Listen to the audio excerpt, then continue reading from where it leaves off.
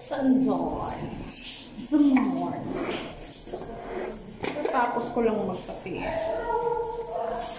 Nagkape muna ako. Kinagising ako. At tatawa ako. Kasi mga 2 AM yun. Magkakunsan ko na sa hangin. Ginising yung nanay ko para samahan na ako mag-cook. Diba? Tapos yung pintuan doon nakabukas. Dapat sarado yun. Para maging safety naman.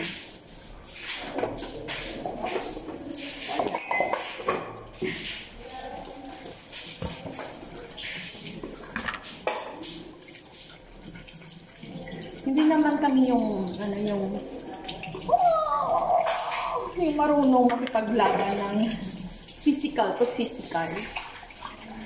Kami mga babae, lumalaban kami dito, at bunganga. Except lang yung, alam mo yung may karanasan na talagang pagtanggol, sarili nila, physical to physical. Yun, ang marunong.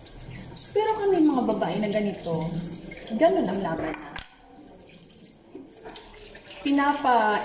Pinapa-intindi namin kung saan sila nagkakaroon. Pero depende naman sa tao. Kung tatanggapin yung sinasabi namin, depende sa kanila. Kasi pag tatanggapin yun, meaning, may natutunan sila. At alam nila kung saan sila nagkamali. Kung hindi nila tatanggapin yun, meaning matalino sila. At mas may alam pa sila kung paano i-correct yun. Pero ang tanong, tama rin po ba ang gagawin?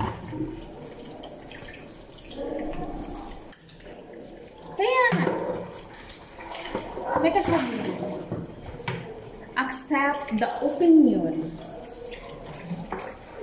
galing sa iba.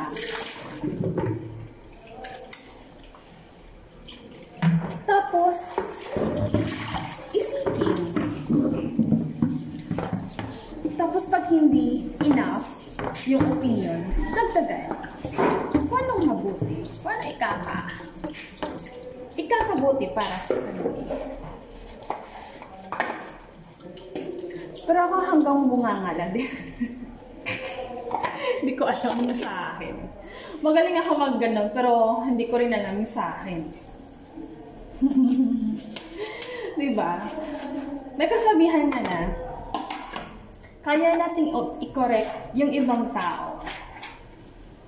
Pero ang tanong, yung sarili ko. Diba? Hindi ko rin alam. Siguro, nako-correct ko ng tama yung sarili ko. Or not totally 100%. Diba? Nakadepende yun sa sarili natin.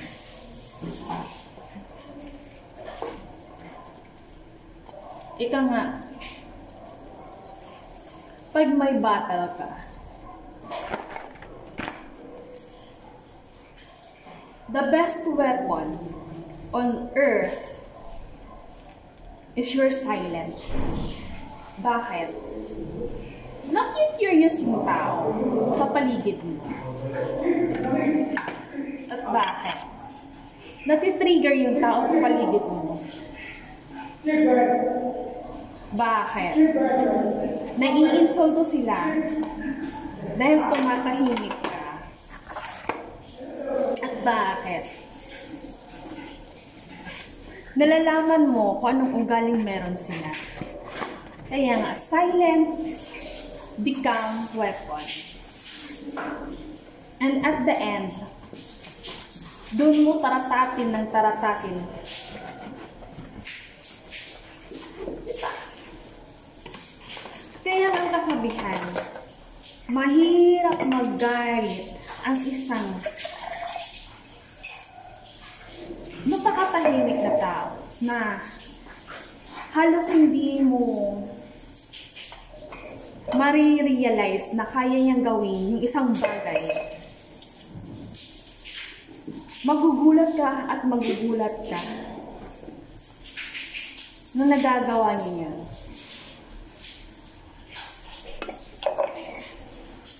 Ganun. Ngayon,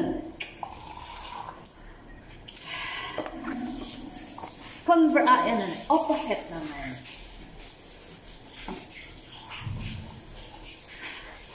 Employee of the government. Proud sila sa'yo. May position sila sa'yo. Dada ka ng dada.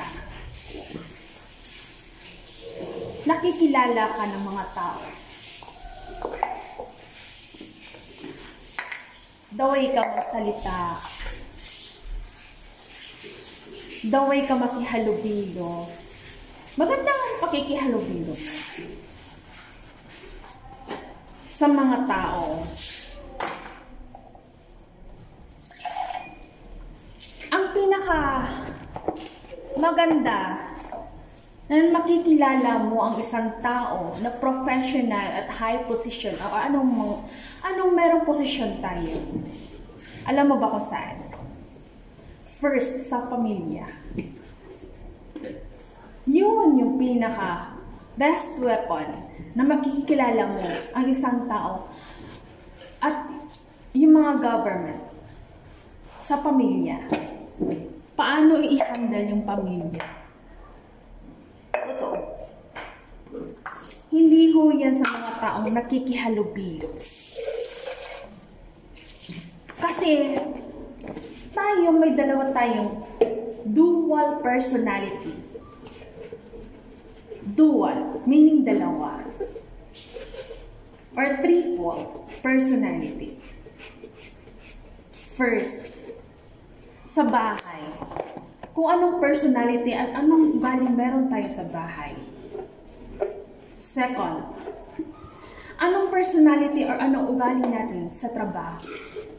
Kung paano tayo makihalubilo. Third, anong personality natin pag galit tayo? Kung gaano kahaba yung patience natin. Doon, triple personality.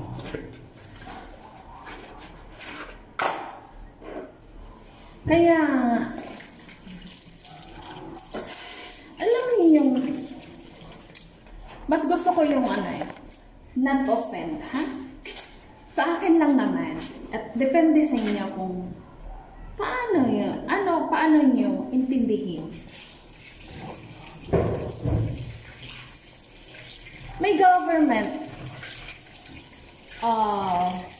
tawag nun, eleksyon. Tayong mahihirap. Anong ginagawa natin? It's because kailangan natin ng pera. Kailangan natin sa pang-araw-araw na pagkain. Tama po ba? Nakikilala natin yung iba. Lahat. Pero depende. Tama po ba? Ngayon, binigyan ka ng 10,000. Election yan, ha? 10,000 or 20,000 per head. Malaki na yun. Sa 20,000 or 10,000.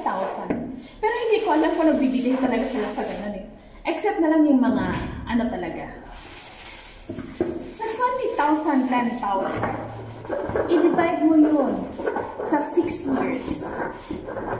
Sa isang taon, ilan sa araw? 300 something. I-divide mo yun. So, yung katapat mo ng buhay araw-araw, yun. Ngayon, nanalo nga sila. Ikaw, nanalo rin. Bakit? Siyempre, nanalo yung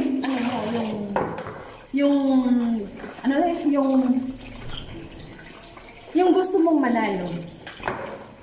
Tama ho ba? Ngayon, nanalo sila. Hindi ko alam pag nanalo sila kung may nakukuha ba sila agad. Okay. Nag-start na ang kanilang trabaho. Ilan ang sahod nila every month? May hazard yan sila every 6 months at 3 months. Government employee. Alam niyo ba magkano yung nare-receive nila? Magkano din yung sahod nila? Meron pa yung bonus every sahod. Pero yung hazard, di ko alam. Kayong nagbobotos na binabayaran ng 20,000, 10,000. Magkano ang sahod niya? Yung iba may nare-receive din ba? Ganun ba tayo dapat mag-isip?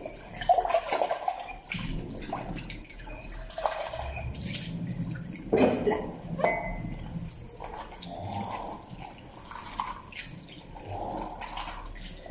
Alam ko, huwag kayong magalit. Not to offend kasi kailangan kong ipa-intindi sa inyo. Hindi ako perfecto. Pero yung mga ideyang ganon, nakakatulong din sa mga civilian, mga human. Nagpaparealize kung ano ang dapat. Ngayon, bumoto kaya. Pinag-isipan niyo ba yung binoto? Ako kasi nagbumoto lahat. Kung sino yung gusto ko, yun na yun eh. No regret. Ganon yung dapat. Pag bumoto ka, no regrets. Binoto mo, meaning, yung respect mo, trust mo, andyan. Malaki ang respeto mo sa kanila. Kasi sa ginawa nila, saludo sila sa inyo. Ngayon, may dumating na problema. Huwag kayong basta-basta mag-uwelga. Hayaan mo silang matapos yung term nila. Bakit? Nakakadagdag po tayo ng problema ng Pilipinas. Hayaan nyo silang masolusyonan kung anong merong problema. Tulungan ho natin. Ang hirap ho maging presidente, VP. Sa Pilipinas, ilan ho lahat-lahat ng population? Hindi ko sinasabing air pollution, population po. Yung census ng buong Pilipinas, mahirap po. Hayaan yung matapos yung ano nila, term. Huwag mo basta-basta mag-welga. So pag mag-welga kayo, maghanap kayo ng pinuno at magiging presidente. Tama ho ka. Tingnan natin kung magaling ka talaga.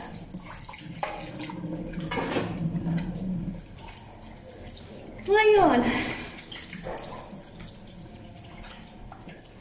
kung may mga project naman na ikakabuti para sa mamamayan, please continue the project. Huwag bagong uupo, bago na naman yung project. Bakit? Sinasabi ko, another budget na naman.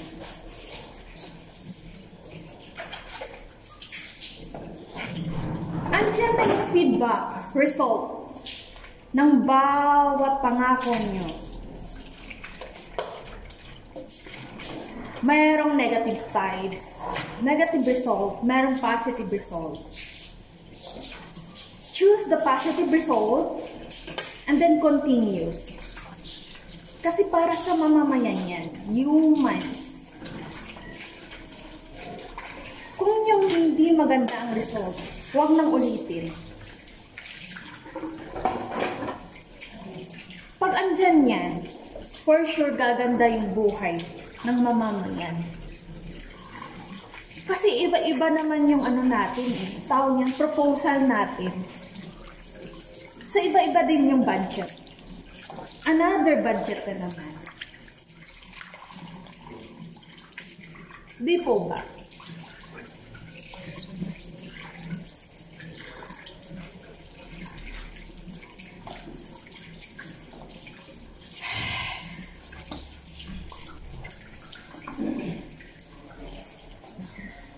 Hindi ko alam kung just only ideas. Hindi ako tatakbo. The dirtiest job is government.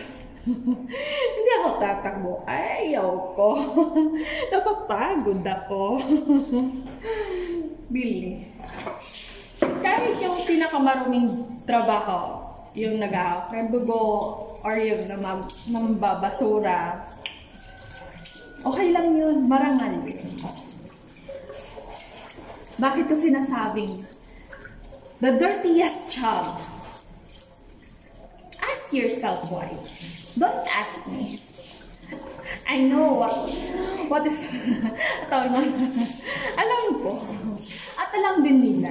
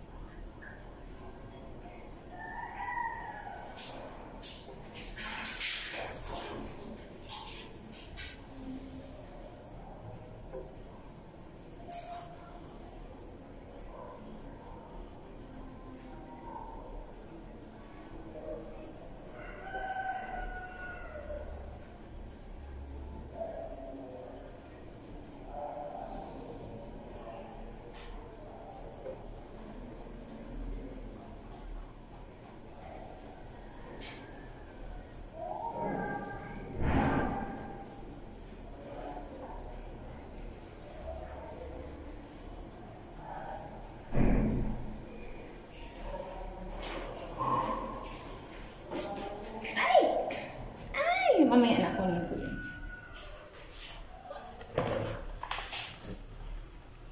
So, magluluto ako. Healthy living, you know.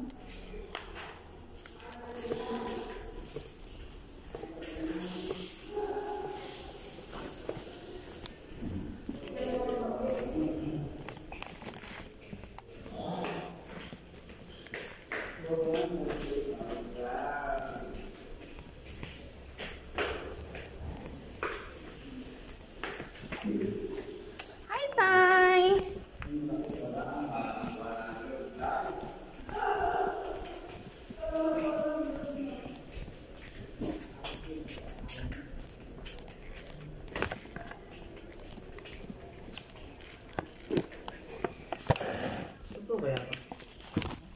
Hi! Dito na naman ako.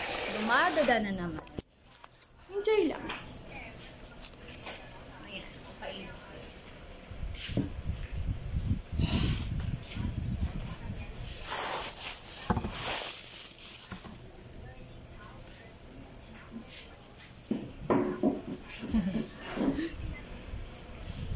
Ay! Sayang. Yan na.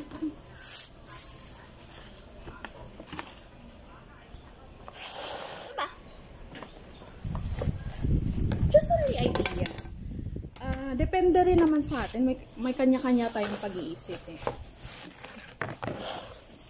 So kung i-adapt niyo yung idea na meron ako, thank you. Pero kung hindi, depende sa inyo. Kaya nga, di ba? Idea Daming anak. from others nakakatulong. Positive. Yung mga negative na pag-iisip, nagiging positive yan.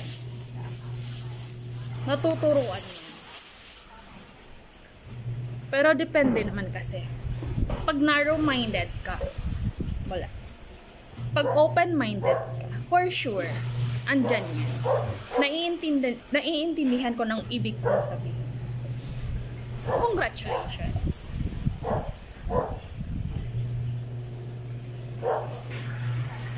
Papaya. Sarap yan, mama.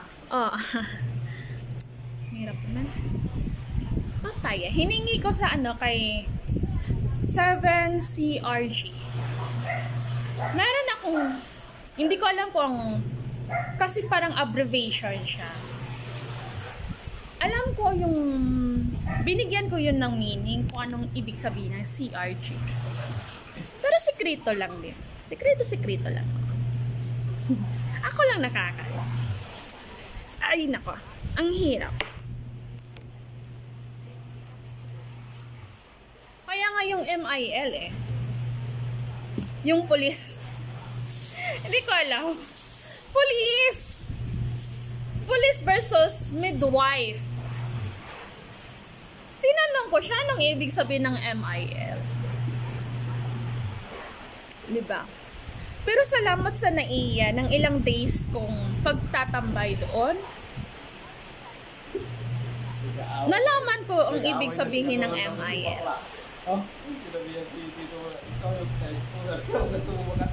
Bakit MIL? Umulan! Umulan!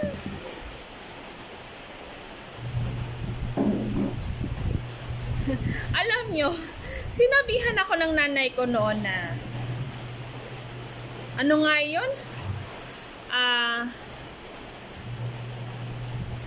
Mag-apply ako ng aswang. Ano yung kwak-kwak? Ano yun? Yung parang military?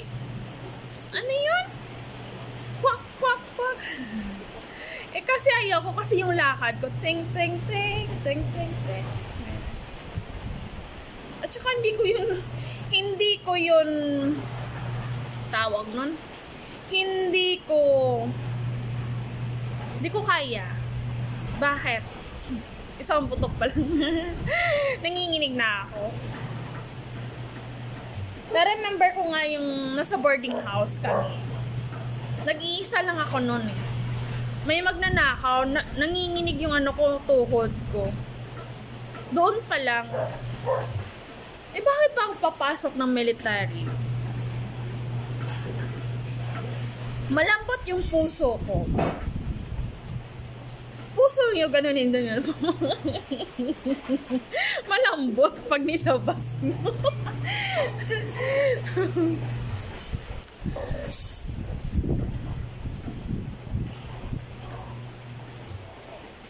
Meron akong din dressing eh.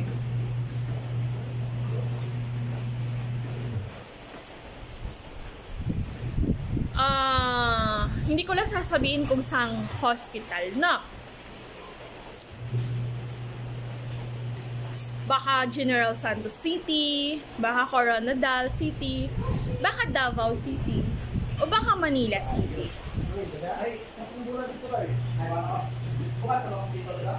Mayroon akong din dressing, dalawa kami. Nasasaktan ako eh. Nasunog yung niya. Yung ginawa ko, tap lang. Kasi nafe-feel ko yung sakit na nararamdaman ng bilang isang pasyente. Ang sakit. Nasunugan ka na nga. Siyempre nararamdaman. Active tayo, tapos ganyan din tayo. Ano tayo lang. Talaga. Ay! Kunti lang yung dalawa matanggal ng ngipin sa kanya kung mag- Dandahan lang. Diba?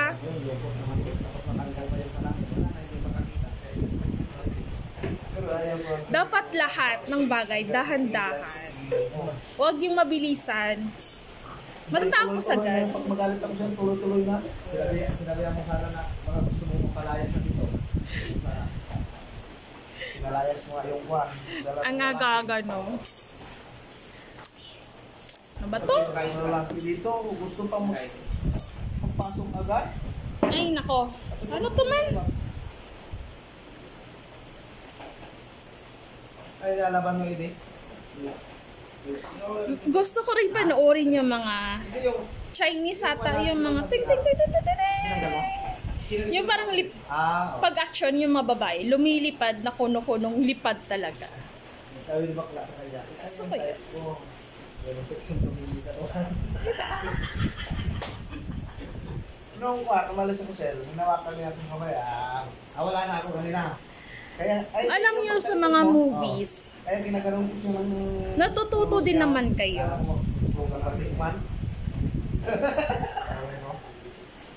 Tsaka alam ko yung si Van Helsing. Van Helsing ba yun? Yung parang matanda na ang galing niya sa action. Na ang simple niya lang na malaking lalaki. Ayaw pa naman na nasulo niya yung room. Yung ang gusto ko nun yung pang Marines ba yun? Nasa dagat siya sa baba. Ay. Siya ba yun? Nag-handle nun? Hindi yata. Meron din siyang ganun. Alam niyo yung ang kalaban niya. Siyempre may kalaban ibang. Ligo kaya ka? Wala man doon? Dahil sa Ano yung nasabi mo pala sir? nakakaintindi yung kalaban. 5,000 ko? Hindi yung mga ano dito, balik na mo na pinag-awan yung mga ano yan. Oh, may record mo lang. Nakakaintindi yung kalaban. Ilang ka, yung kastinyo, mag-away? Nararamdaman niya. Yung nauunawaan niya.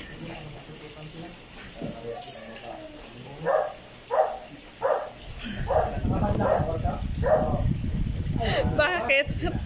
Numingiti na naman ako. Patapos na yung wala pa yung ano. Wala pa yung start ni isang sentence. Gusto ko panoorin.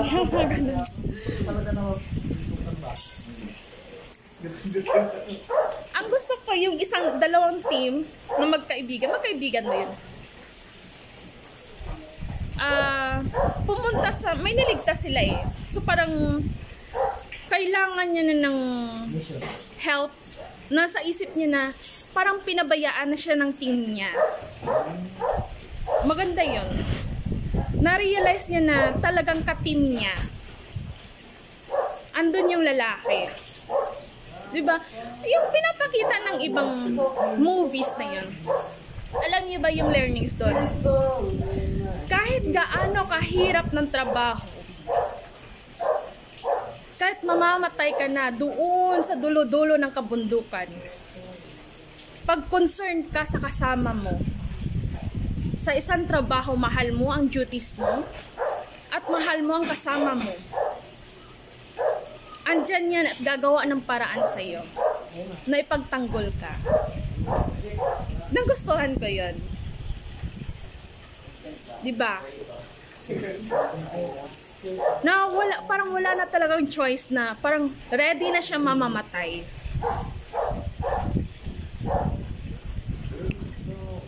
Ay! Ay! Ay! Ay! Joke lang. Yun ang nagustuhan ko. Tapos yung end nun, saan muna tayo kasi yun yung mga nare-remember ko. Alam niyo yung parang, ano tawag niyo, parang bubumbahin na. Ganun. Alam niyo yung mangyayari nun eh. Parang nagpapakumbaba siya. Ganun. Nag-iisip siya kung tutulungan talaga siya ng ibang tao. Nag-iisip siya. Gaganon siya, nag-i-instruct siya. Pero yung mga kasamahan niya, doon sa tubig, sa ilalim ng tubig, gusto nang lumaban. Parang patayan na talaga to. Ipagtatanggol kung sinong dapat ipagtanggol. Tinignan yung vlog doon. Pero alam mo yung pag-leader ka talaga at magaling yung isip mo, talagang safety ang lahat ng mga katim mo. Hanggang sa, hindi ko alam ha kung nangyayari talaga in reality to, pero gusto ko talaga siyang panoorin.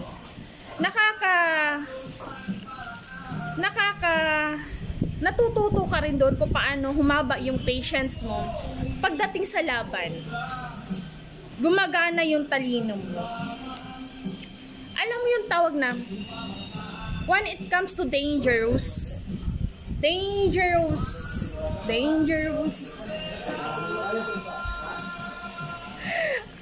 ko na alam kung sasabihin ko. When it comes to ano nga yung danger sa ano? When it comes to danger na lang, nung talagang napakadelikadong sitwasyon, kumalma ka muna. Yun yung ano niya. Kasi meron siya kasama doon na parang hindi ko alam kung anong tawag nun eh. Napakataas na posisyon na iba yung team na, hindi ko alam, sabihin ko na lang na team kasi hindi ko alam. Kalaban niya yun eh. Tinuruan sila. Isang mapa, nagbibigay siya ng instructions. Tapos nag-iisip sila, bakit hihingi tayo ng tulong sa kanya, nakalaban yan. So nag-iisip sila kung tatanggapin talaga yun. Pero yung isang leader doon, matalino.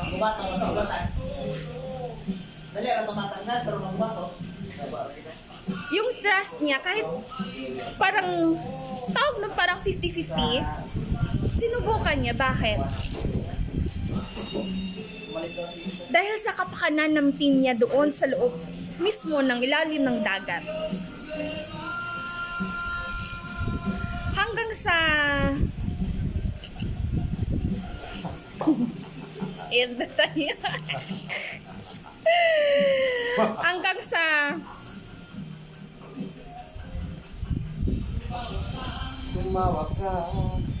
hanggang sa ano tawag nun?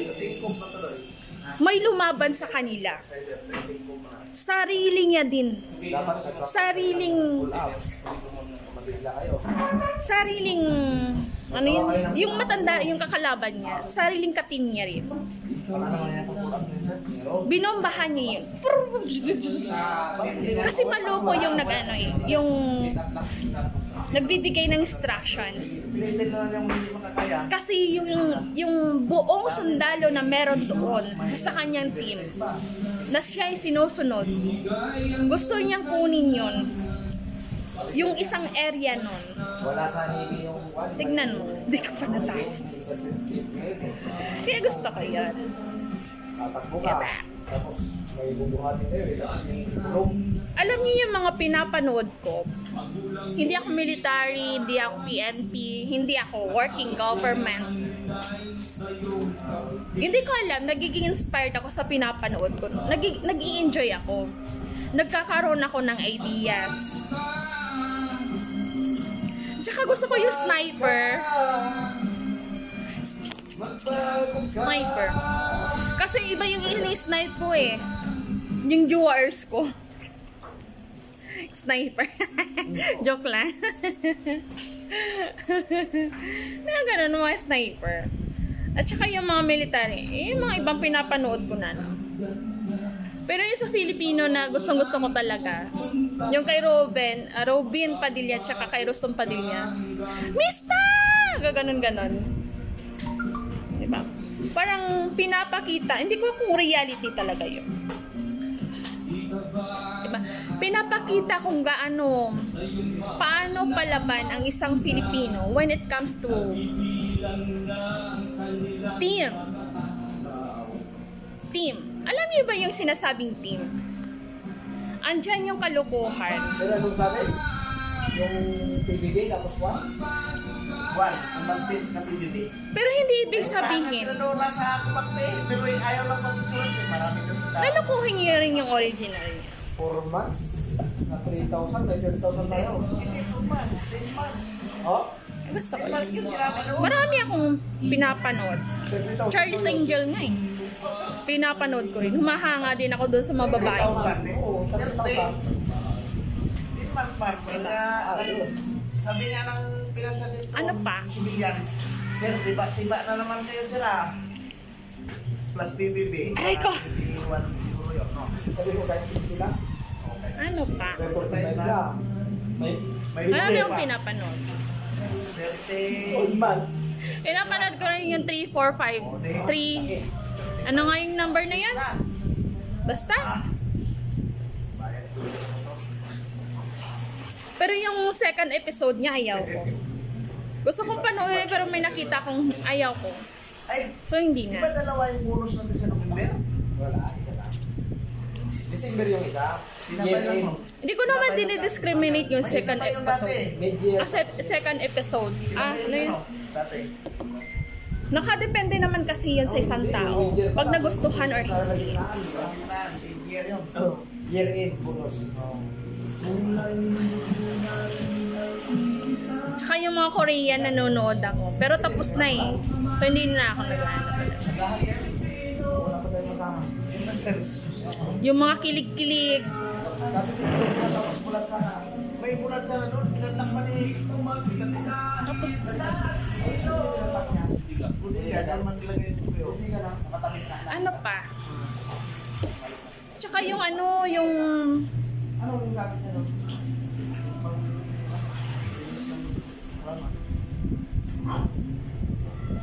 tsaka yung helicopter. Gagana-gana sila. Tapos yung mga